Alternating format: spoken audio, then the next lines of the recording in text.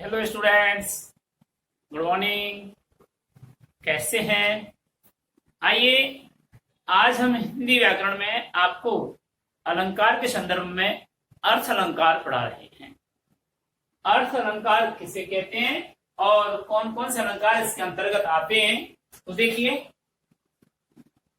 परिभाषा अर्थ अलंकार की जैसे हम पढ़ा चुके हैं, लेकिन सिस्टम से देख लीजिए। जहां काव्य में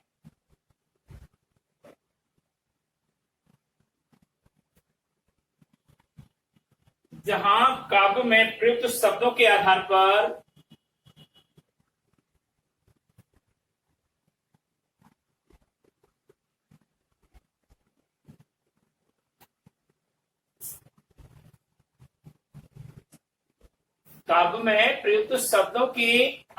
पर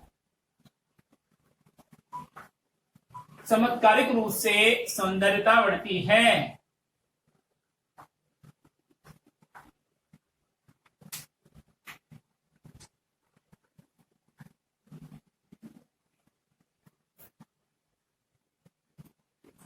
कुछ शब्दों के आधार पर चमत्कारिक रूप से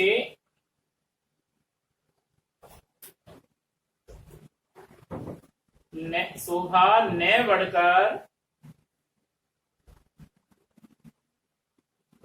काव्य के अर्थ के आधार पर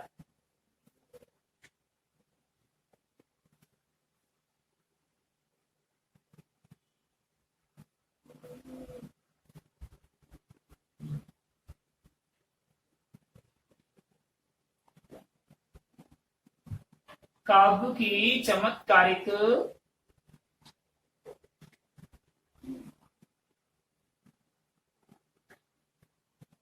पूर्ण सौंदर्यता बढ़ती है।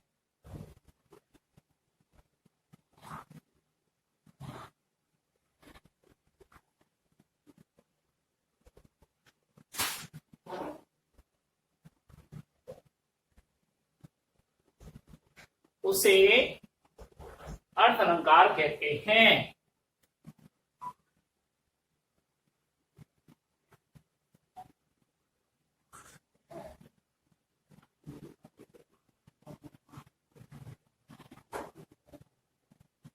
कहने का मतलब ये हुआ कि काव्य में शब्द के आधार पर काव्य की शोभा न बढ़ करके और उसके अर्थ के आधार पर काव्य की शोभा बढ़ाई जाती है या शोभा प्रकट होती है, वह अलंकार हमारा अर्थ अलंकार होता है। शब्द के आधार पर नहीं होकर के और उसके अर्थ के आधार पर शोभा बढ़ती है वहां, यानी कि काव्य का अर्थ निकालना पड़ेगा और काव्य का अर्थ कैसे निकलता है, वह काव्य की शोभा अर्थ के आधार पर शोभित होगी। अब इसके अंतर्गत जो आएंगे वो देखिए, पहला उपमा अलंकार।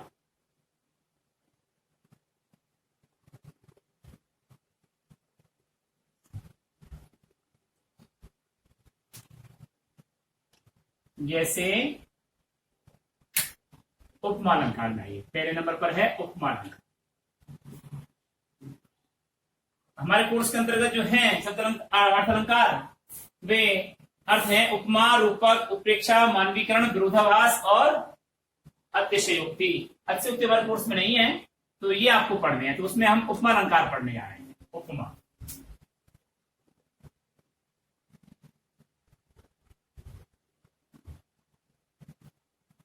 उपमा का अर्थ है समानता।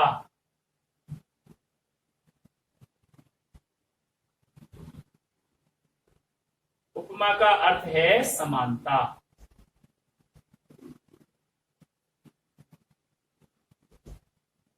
ठीक है, यानी कि जहां किसी वस्तु या प्राणी के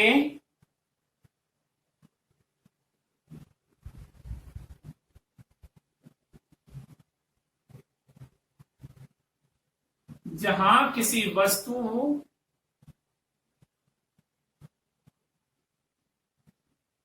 या प्राणी के गुणधर्म उसी के समान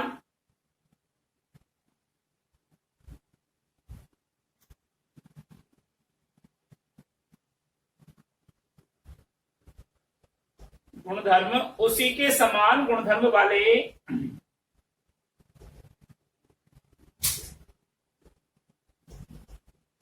जहां किसी वस्तु या प्राणी के गुणधर्म उसी के समान गुणधर्म वाले किसी अन्य व्यक्ति या वस्तु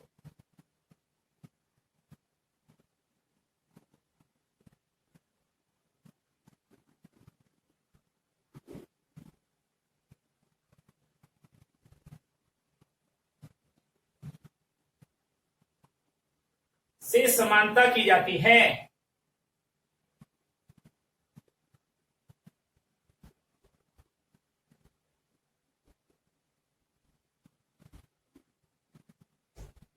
जहां किसी वस्तु या प्राणी के गुणधर्म उसी के समान गुणधर्म वाले किसी अन्य वस्तु या प्राणी से समानता की जाती है, ठीक है, वहां उपमा अलंकार होता है।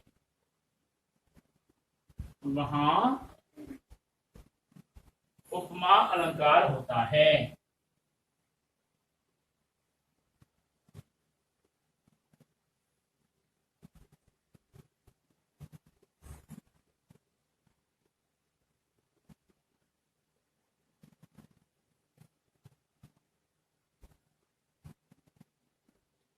यानी कि एक वस्तु या व्यक्ति से दूसरे वस्तु या व्यक्ति के समान गुणधर्म की तुलनात्मक रूप से समानता की जाती है, वहां उपमा अलंकार होता है। अर्थात करके हम लिखेंगे परिभाषा को, अर्थात करके, और हम परिभाषा को लिखेंगे कि काव्य में जहां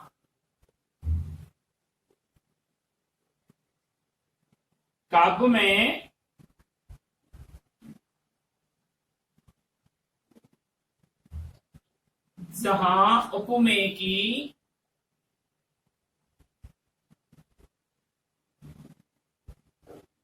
उपमान से समान गुणधर्म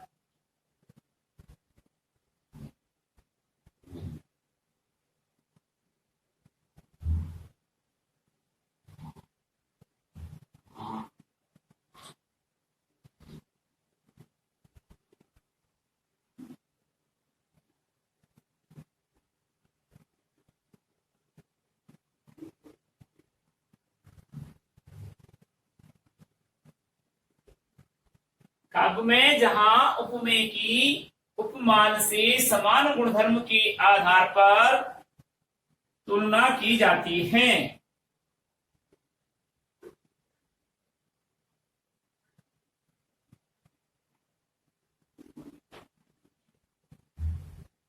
उसे उपमा अलंकार कहते हैं।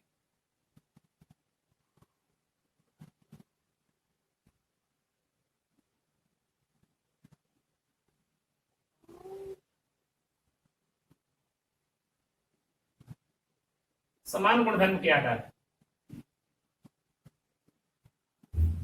अब देखिए, उपमेय को यहां पर प्रस्तुत कहा गया है और उपमान को अप्रस्तुत कहा गया है।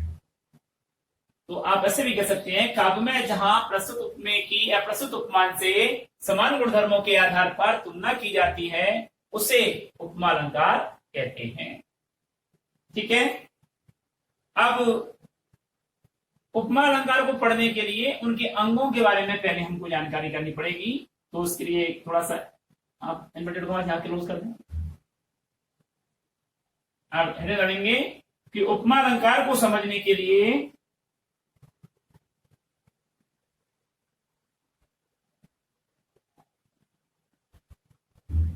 उपमा अलंकार को समझने के लिए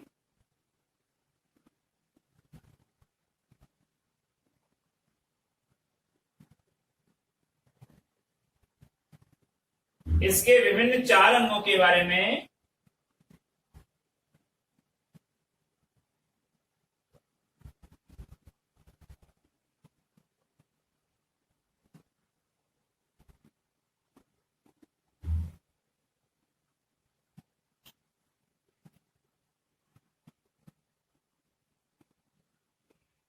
समझना आवश्यक है।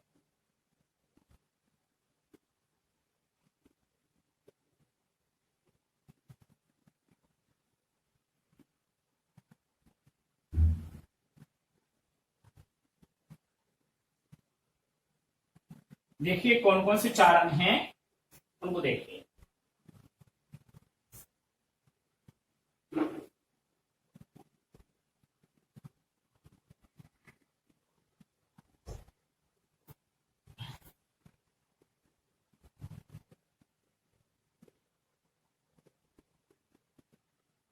उपमा के विविध अंग।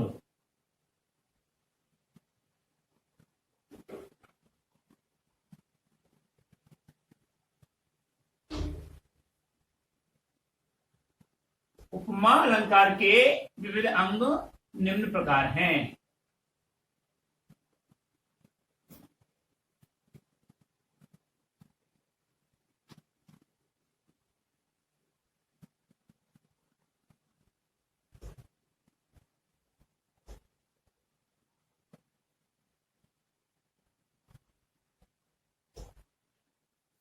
पहला,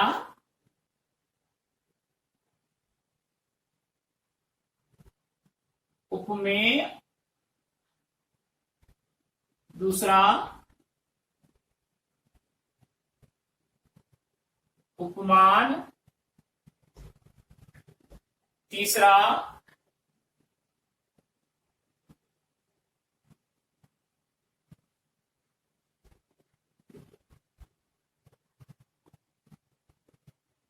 साधारण गुणधर्म।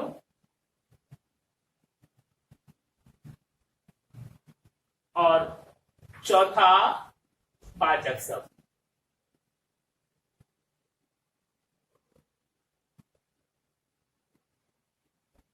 ये चार इसके विविध अंग हैं। तो अब हम पहले अंग के बारे में पढ़ेंगे, उपमा उपमेय।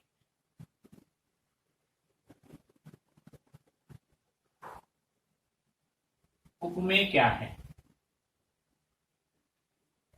तो देखिए, काव्य में जिसकी उपमा दी जावे,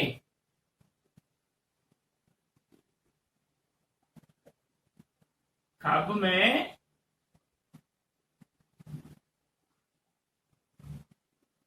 जिसकी उपमा दी जावे,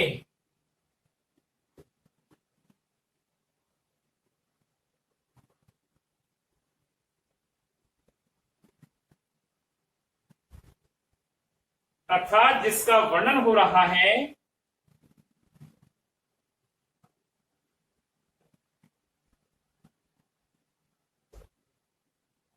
अर्थात जिसका वर्णन हो रहा है उसे उपमेय कहते हैं।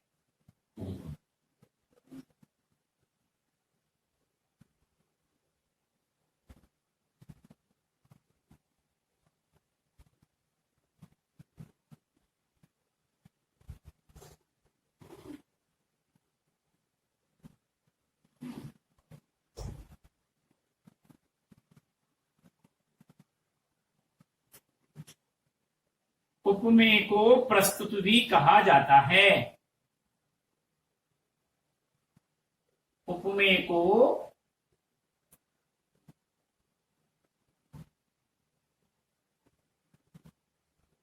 प्रस्तुत भी कहा जाता है।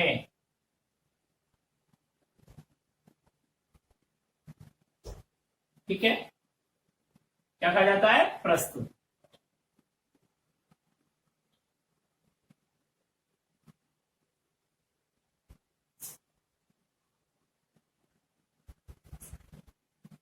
उदाहरण देखिए,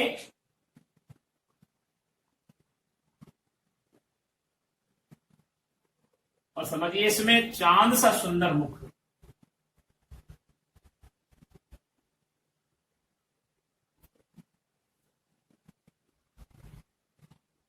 ये उदाहरण चलेगा चारों में।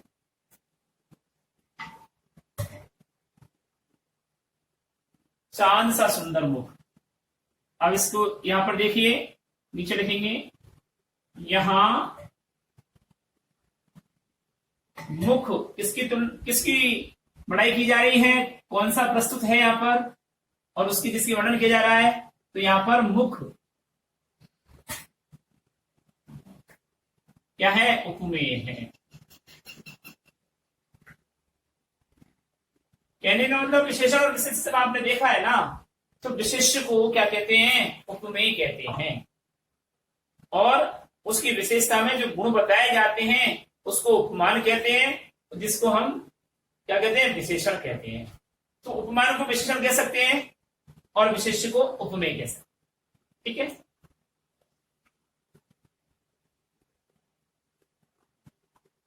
अब आइए आप उपमान के बारे में।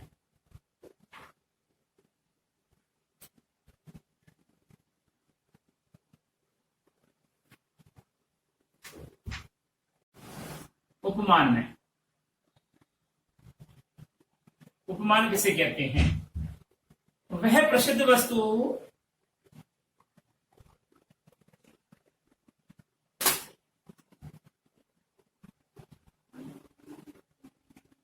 वह प्रसिद्ध वस्तु या प्राणी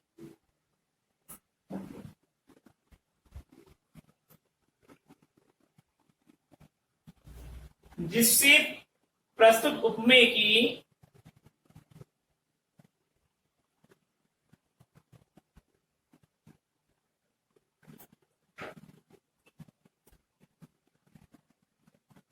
जिससे प्रस्तुत उपमेय की समानता दिखाई जाती है।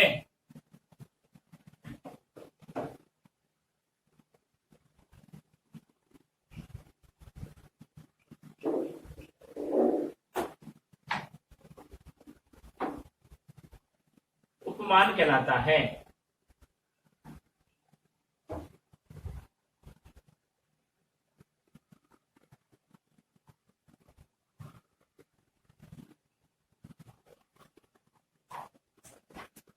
उपमान के बारे में हमने बताया था, अप्रस्तुत कहता, इसको अप्रस्तुत भी कहा जाता है। चाहे इसको अगर हम स्पष्ट करना चाहते हैं तो अर्थात करके लिख लीजिए। अर्थात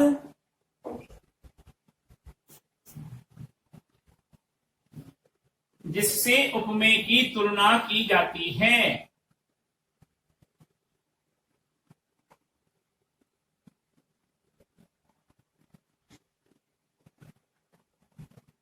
जिससे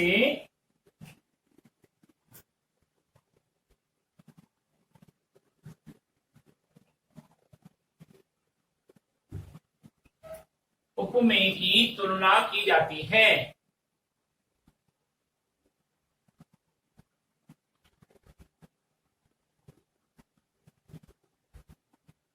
उसे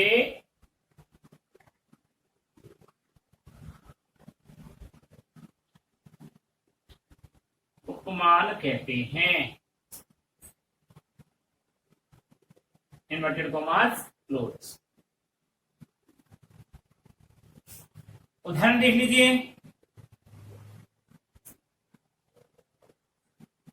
जैसे चांद सा सुंदर मुख,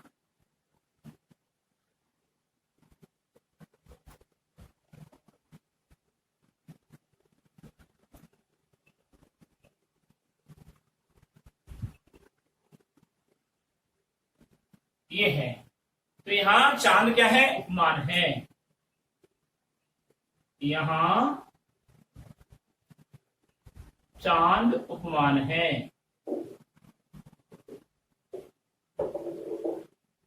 ठीक है, यानी तुलना के रूप में उसकी शोभा किससे बढ़ाई गई? चांद से। किसकी? मुख की। तो ये मुख तो हुआ उपमेय और चांद हुआ उपमान, यानी मुख की विशेषणता, विशेष मुख की उपमान विशेषण के रूप में चांद को बताया गया। ठीक है, अगला आता है इसका तीसरा, जो है साधारण धर्म या गुण धर्म।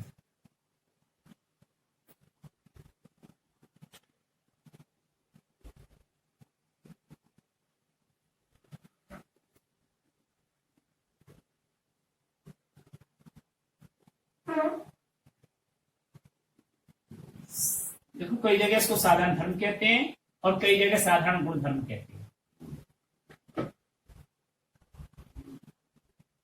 हम दोनों ही नामों से इसको संबोधित कर लेते हैं। साधारण गुणधर्म में देखिए कि उपमेय और उपमान के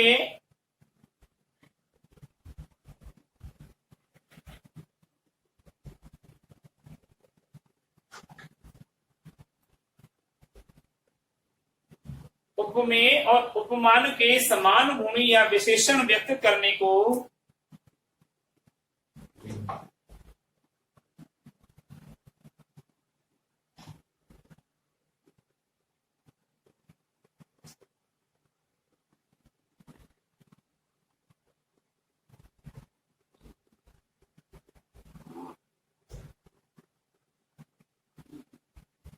या विशेषता व्यक्त करने को साधारण गुणधर्म कहते हैं।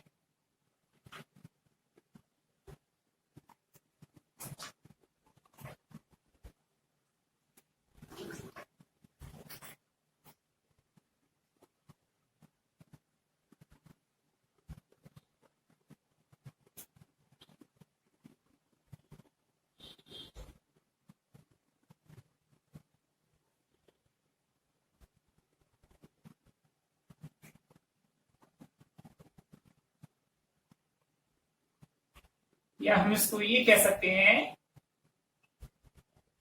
कि उपमेय और उपमान के समान गुण या विशेषता व्यक्त करने में जिस विशेषण शब्द का प्रयोग किया जाता है उसे साधारण गुणधर्म कहते हैं। उसे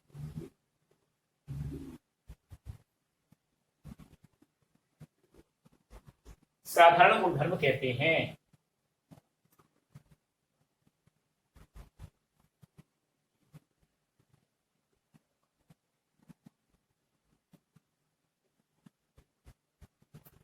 ठीक है, अब देखिए इसी उदाहरण को देख लीजिए।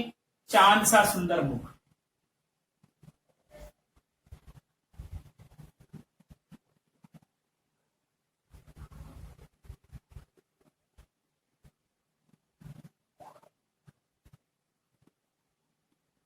चांद सा सुंदर मुख। चांद और मुख में क्या करना है? समान गुण या विशेषता व्यक्त करने में कौन से विशेषण का प्रयोग किया गया है? सुंदर का प्रयोग किया गया है। इसलिए यहां पर सुंदर क्या हो गया? साधारण धर्म हो गया। याद रखेंगे यहां सुंदर साधारण धर्म है।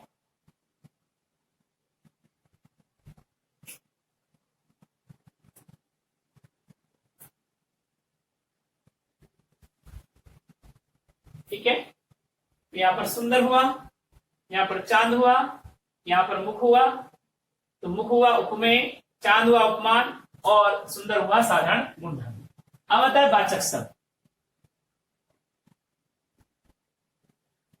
वाचक शब्द जिसको हम उपमावाचक शब्द भी कह सकते हैं।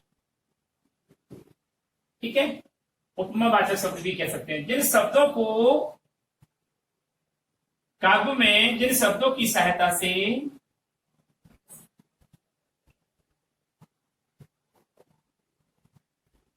काव्य में जिन शब्दों की सहायता से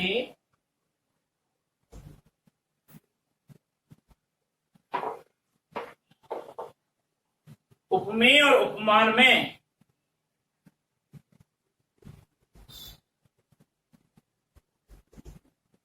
उपमेय और उपमान में समानता प्रकट की जाती है।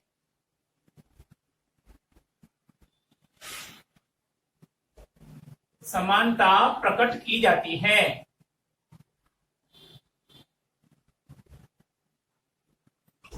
काव्य में जिन शब्दों की सहायता से उपमेय और उपमान में समानता प्रकट की जाती है उसे वाचक शब्द कहते हैं। उसे वाचक शब्द कहते हैं।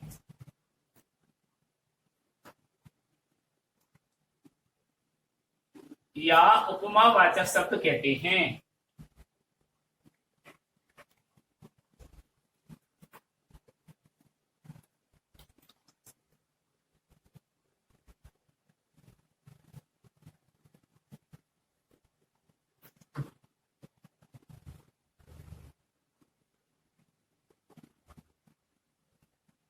ठीक है, उदाहरण देखिए इसका। वही चांद सा सुंदर मुख।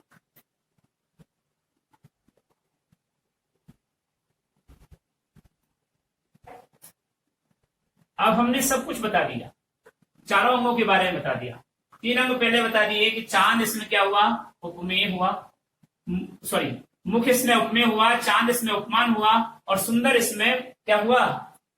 साधारण धर्म हुआ। अवशेष बच गया सा। इसके माध्यम से इन दोनों में क्या बताया जा रहा है? समानता प्रकट की जा रही है कि मुख चांद के समान मुख तो सा से सी सम सैदृश इव की तरह की भांति, ये सब क्या है, उपमा वाचक शब्दों की श्रेणी में आते हैं। तो यहां आप लिखेंगे, यहां सा उपमावाचक शब्द है, उपमावाचक शब्द है।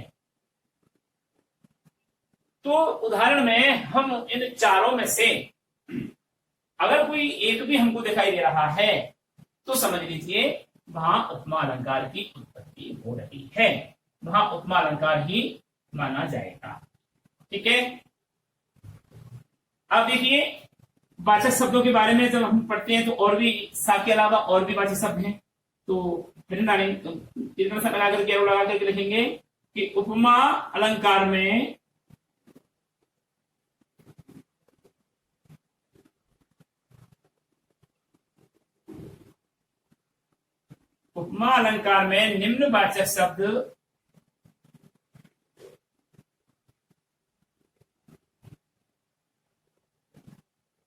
निम्नवाचक शब्द प्रयुक्त होते हैं।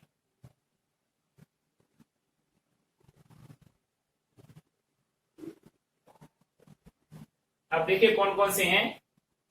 सा, सी, सम, समान, सैदृश,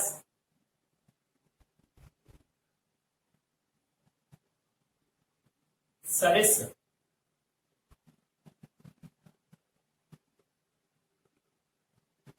की भांति, की तरह, के समान,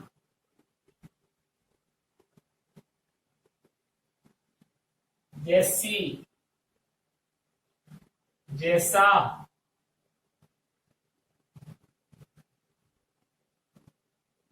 या जैसे,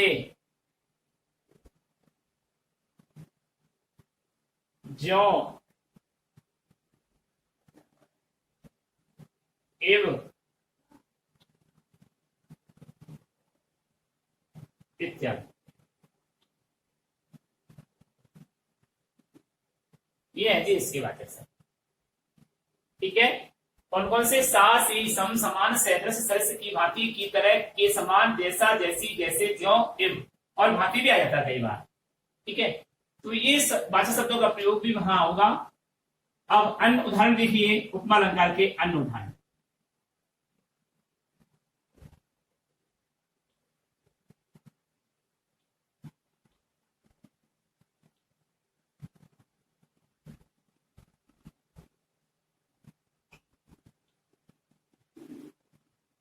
नंबर 1, पीपर पात सरिस मन डोला। पीपर पात सरिस मन डोला।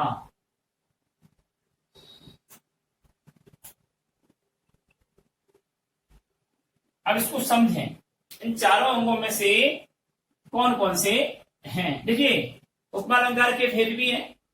उपमा अलंकार के पहले इसको समझ लें, इसके बाद उपमा अलंकार के भेदों के बारे में जानकारी करेंगे। उपमा अलंकार के दो भेद हैं, पूर्णोपमा और लुप्तोपमा।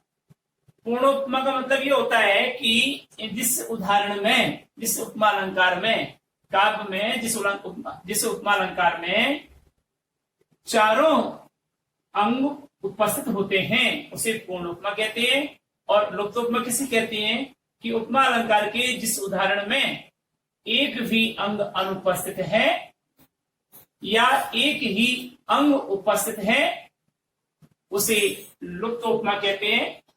तो अब इसके बारे में समझिए कि पूर्ण उपमा है या लुप्त उपमा है। अब यहां पर हमको देखना है उपमान। ठीक है। फिर उपमेय, पहले नंबर पर उपमेय, फिर उपमान, फिर साधारण धर्म, और फिर वाचक शब्द। इन चारों की उपस्थिति यहां देखते हैं जी। तो पीपल पात सरिस मन डोला, इसमें जो उपमेय हैं यानी कि पीपल के पत्ते की भांति मन डोल रहा है। तो कौन डोल रहा है? सबसे पहले किसकी उपमा दी जा रही है और उपमा में क्या कहा जा रहा है? तो मन की उपमा दी जा रही है। मन को उपमा दी जा रही है किसकी? पीपल के पत्ते की। तो मन यहां पर क्या हुआ? उपमेय हुआ। पीपल का पत्ता यहां पर उपमान हुआ। और साधारण धर्म जो बताया जा रहा है वह है डोलना। क्रिया नहीं है ये, डोला।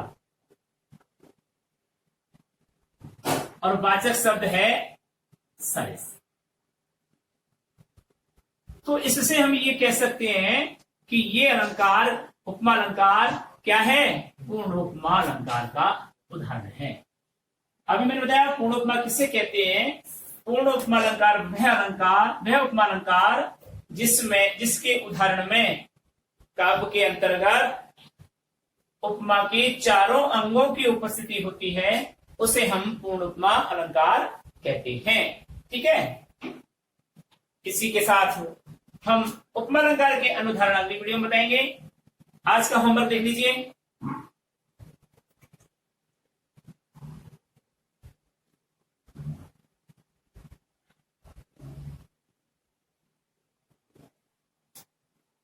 क्वेश्चन नंबर 1, अर्थ अलंकार किसे कहते हैं?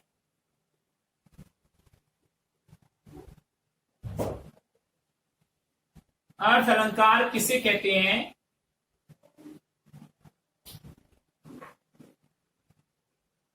लिखिए। क्वेश्चन नंबर 2, उपमा अलंकार के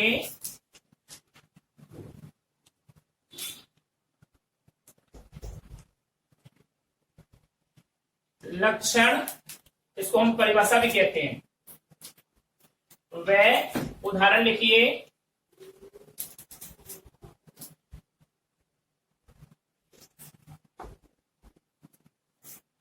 क्वेश्चन नंबर 3, उपमा के अंगों के बारे में, विविध अंगों के बारे में समझाइए।